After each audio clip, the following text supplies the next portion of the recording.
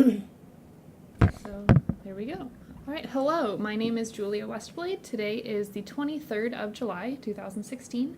We are here at the Detroit Historical Museum for an interview about the Detroit 1967 project for the Detroit Historical Society. Can you tell me your name? My name is Kathy Conlon. All right, thank you so much for sitting down with me today. Can you tell me where and when you were born? I was born in Detroit in 1942. All right, and so then you grew up in the city? I did. All right, can you tell me where you grew up? It was I grew up on the east side of Detroit, which was actually just inside Grosse Pointe Park. But it was so close that I had a lot of dealings outside of Grosse Pointe. I was mostly in Detroit. Okay, and then can you tell me about that neighborhood? Was it an integrated neighborhood or no? No, it wasn't. Okay. And I went to a Catholic school, which also was not integrated. All right. What was that neighborhood like just growing up? Do you have any memories that you'd like to share about that?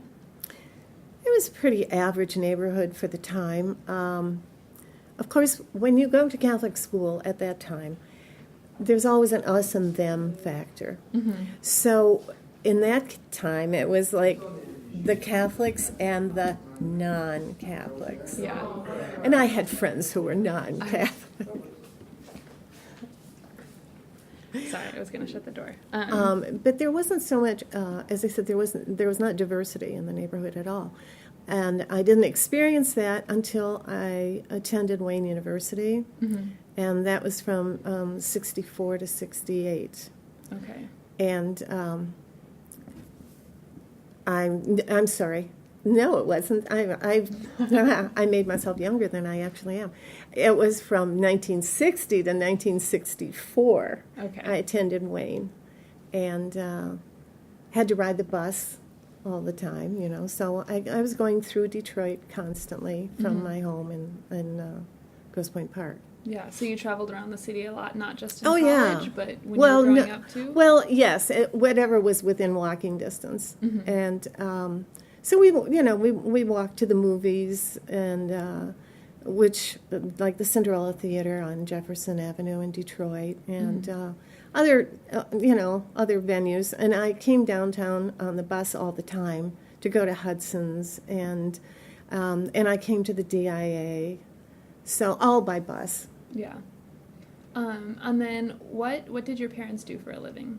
My father was a policeman in Grosse Pointe Park, and my mother had worked in the plants during the war, and then gave up her job when she got married and became a full-time housekeeper. Okay. Do you have any siblings? No. Okay. Great. So then what do you remember in the city in the early 60s? What was that like? Oh, in the late 50s and the early 60s, the downtown was vibrant. Mm-hmm. The streets were crowded. It was the place to be, and you dressed up to come downtown. You wore a hat, you wore gloves, mm-hmm.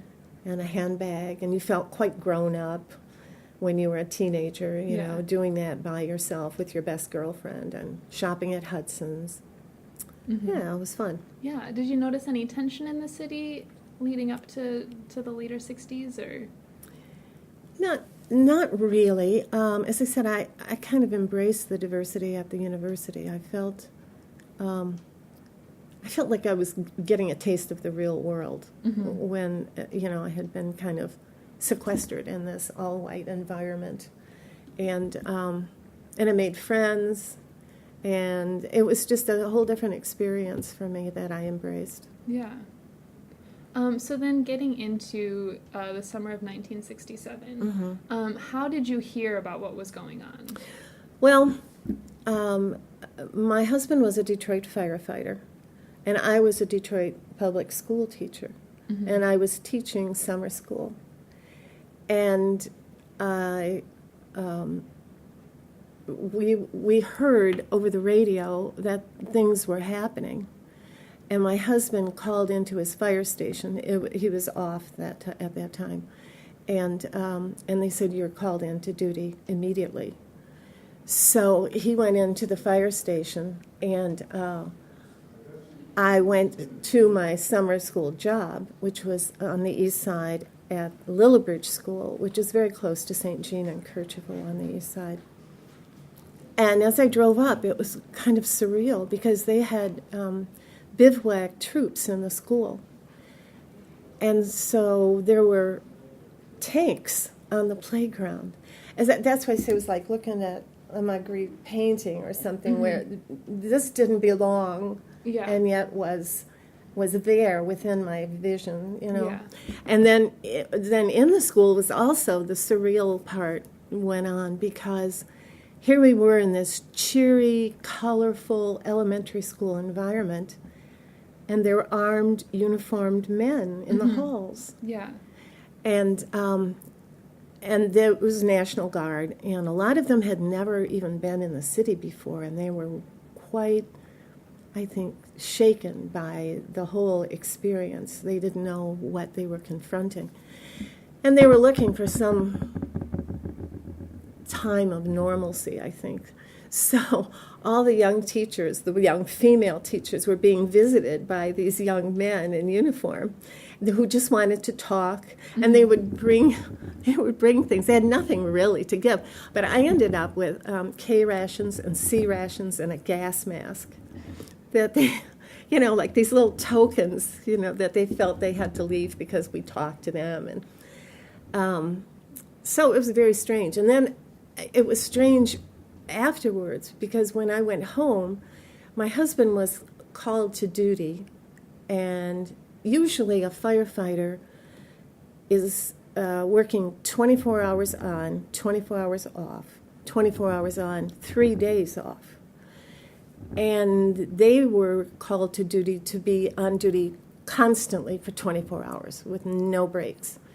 And also to expedite their service and to keep them somewhat safe, they evacuated the fire stations and took all the men and the trucks and put them, on the east side anyway, at a playfield at Alter and Warren called Corrigan Playfield. And the trucks were all lined up around the inside perimeter of the playfield behind a high cyclone fence. And the men would lay down on the grass next to them trying to get some sleep, which was nearly impossible because of the stressful situation. And they were on duty. There's a fire station directly across the street, and there was a loudspeaker. And the men would be called out from the loudspeaker in the tower of the fire station. And so we could visit them, but we couldn't go inside. We had to stay on the outside of the fence. It still moves me. And so there, all these families were, wives and children and other relatives clinging to the fence, trying to reassure the men inside,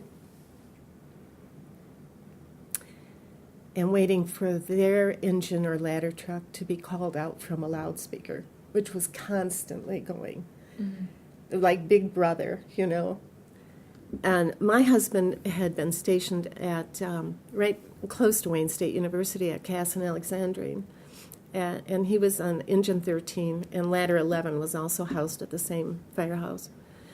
So we would watch as they went out kind of in rotation, the one side of the playground field would empty as the trucks were called out, and I'd be waiting to hear Engine 13 called, and we could see as each truck went out, it was getting closer and closer to his engine. And they were called out, and we could only stay until curfew, and then we had to go home. And during one of those nights, a man on his rig was shot and killed.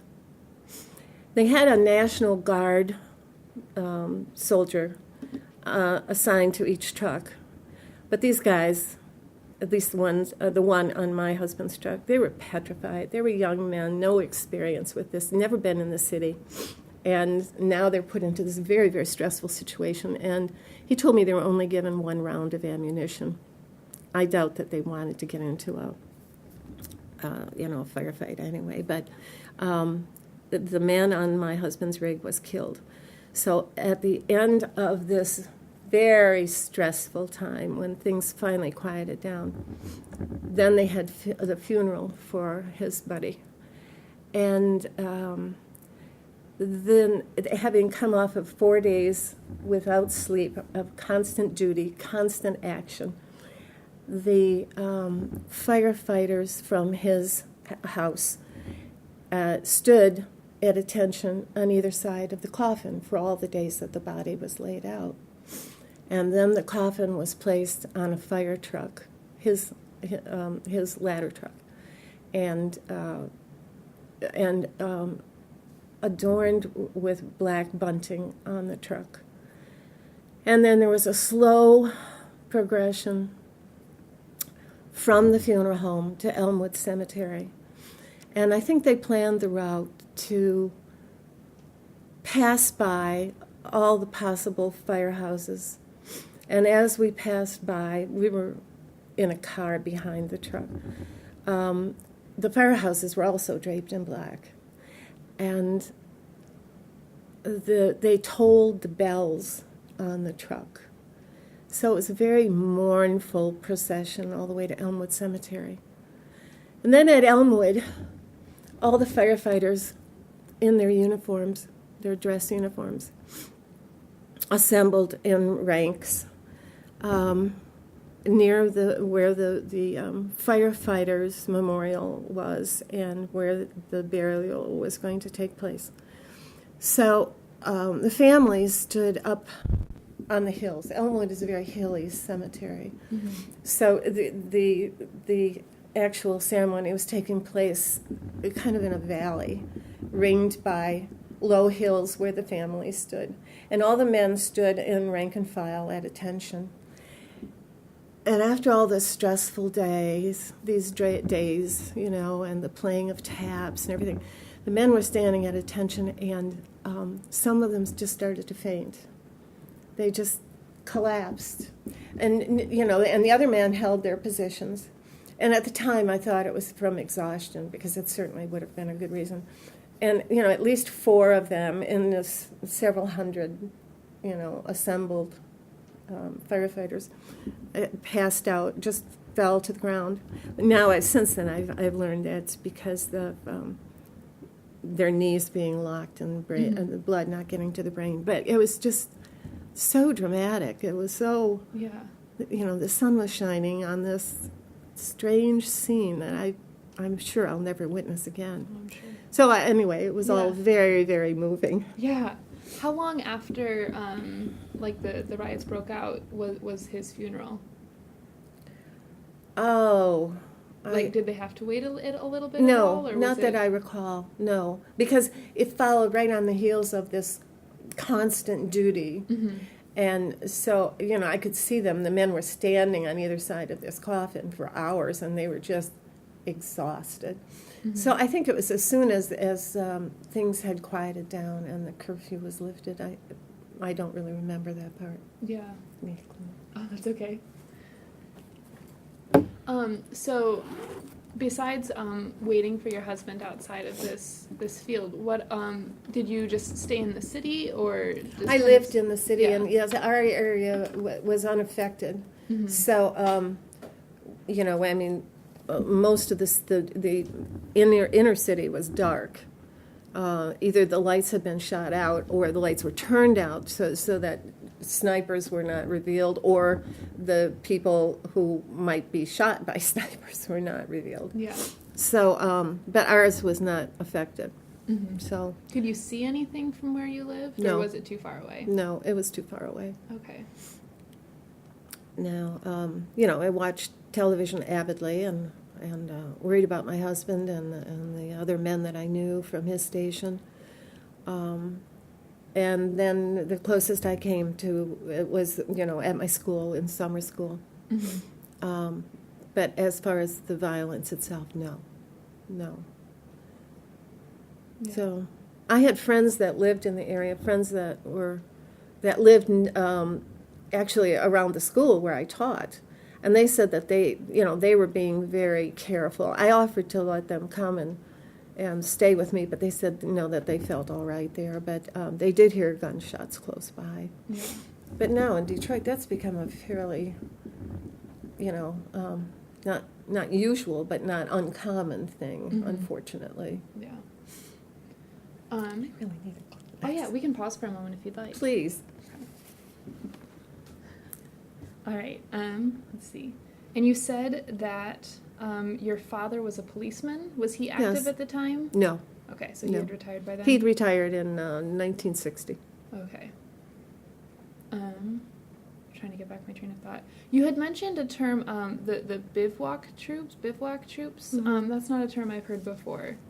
Oh, it's an army term. It's where they sleep. Oh, okay. So they were living and sleeping when they weren't going out in tanks. And I Okay. don't know that I ever saw the tank. I was in a classroom, of course. I never saw the tanks move. Mm-hmm. And I don't know if they did at night or what they did. They there's a club on the river called the Rooster Tail, and it's owned by the Shayness. And the Shayness opened up the Rooster Tail to have a free buffet, like 24 hours a day, I think, for the National Guard and any other police or fire that are able to get away. But that was not in the cards for the firefighters anyway. I can't speak to the others. Mm-hmm. And then you mentioned that the National Guardsmen that you saw all seemed young and maybe inexperienced. Oh yeah. So was it a relief to you when the National Guard was called in, or no? No, I didn't feel. No. Mm-mm. I felt sorry for them. Yeah. To be thrown into this very stressful situation in unknown territory, and given one bullet and a gun, and I don't know what they expected they were to do.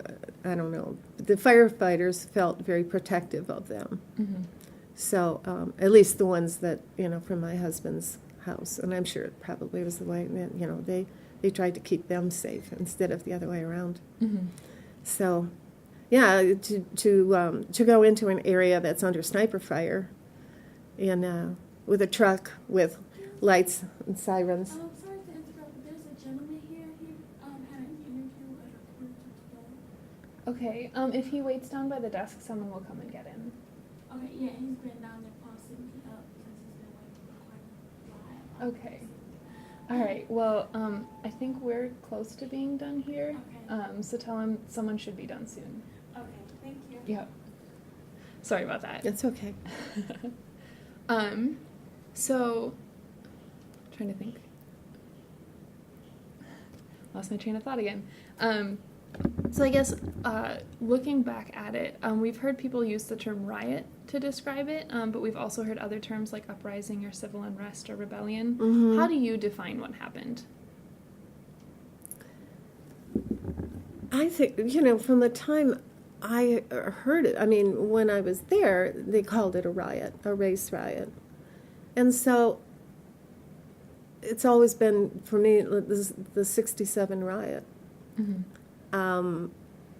I know there are other terms that have come up since then, but my reference is for what I saw on TV and what they were categorizing it as then. So, it's always been the riot. Mm-hmm. Okay.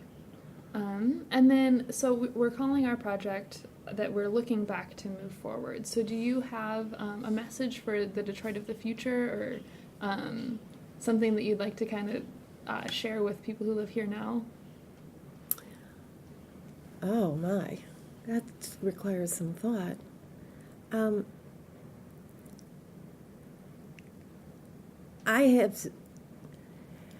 There are people who think that we are all done with racial divisiveness, and I think that's incredibly uninformed.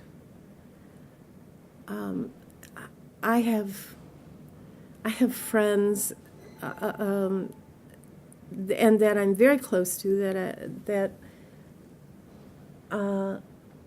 we can speak quite frankly about these things, and by that I mean African American friends, and But when I'm not with them and I'm with other people, not my friends, I find we tend to form friendships with people who are like ourselves. Mm-hmm. So I have, in addition, to diversity in my friends, I have friends who also embrace diversity. And when I'm with people occasionally who are not like that, white people, who assume because I'm white that I share their prejudices, I find that very alarming. It's like, this isn't over. It hasn't, we have not achieved equality as long as there are people that still think like that. And when I encounter it, it's always like a smack in the face. It's like, oh, right, there are people still thinking like that, which I find to be quite appalling and rather depressing. Because I think, when is this ever going to end? Yeah. I've seen it all my life. And I don't know what the answer is. I mean, people talk about peace and unity, and it seems like so many empty words. I mean, I've heard all this peace and unity stuff. I was in the 60s. I've protested. I've done all those things. And yet, at the core, there's still this rottenness. So I don't know if I have words of wisdom. I have hopes. I know my children don't think like that. And I would hope that their children don't think like that. But I also think that there's generations of hate also being passed down. And I think we're seeing that in this current election. People who express their hate in the open, for unashamedly, unabashedly.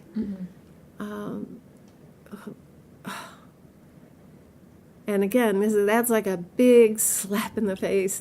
Wake up, it's still here. And now it's become a brand. It's how some people represent themselves. So I wish I could give words of wisdom. But I don't think that's... I don't think I will live to see complete unity and equality in my time. Yeah. Have you seen Detroit change since 1967? Oh, yeah, I have.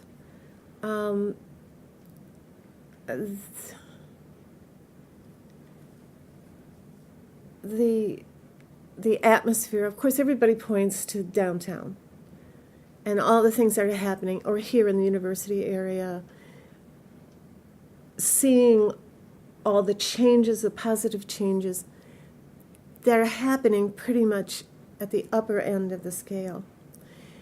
But I sold a house in Detroit 3 years ago in a neighborhood I loved, with neighbors that I loved. But my husband and I are both physically challenged for various reasons, and we just couldn't keep up this. It was a 3-story house. It was just too much for us. And I hated to give it up. But we moved to a 1-story, so, to accommodate our physical needs. And the house was listed by the bank as at a very, very low price. And it was a very large house. It was over 2,500 square feet. Perfectly maintained. As I said, beautiful neighborhood, beautiful neighbors, diverse. But the bank listed it as being in a declining neighborhood because it was in Detroit. And we had offers for more than we were asking, but the bank appraised it at $30,000 less than we were asking. And my only thought was that they have labeled this neighborhood and are contributing to the decline. So while we're, because of their appraisal, not encouraging people who could afford more to take the house and be able to maintain the house, and maintain the neighborhood, and perhaps even enrich the neighborhood. So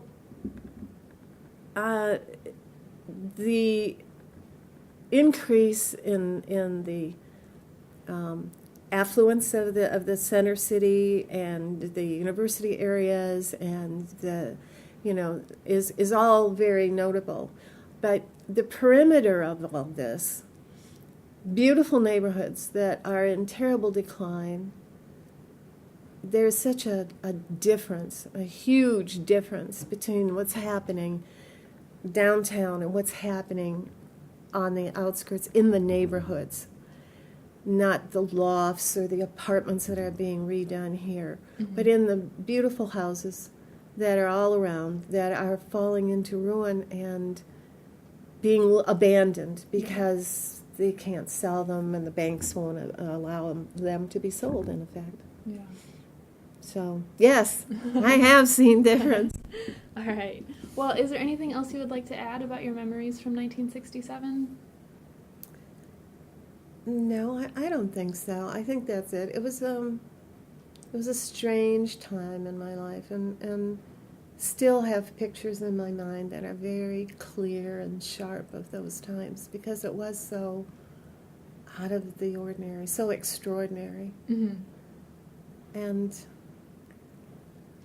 I don't know. And it was sad to see the decline of those neighborhoods too, because places around my school, places of business, left either because they were looted or they were afraid, and then there were no more businesses around there. You couldn't go to the neighborhood restaurant and grab something for lunch because it wasn't in business anymore. So I guess there is nothing else I'd like to add. All right. Well, if you think of anything, you're more than welcome to contact us or email us more stories or anything like that. We'd love to hear them. But thank you so much for sitting down with us today. You're welcome. Thank you. Thank you.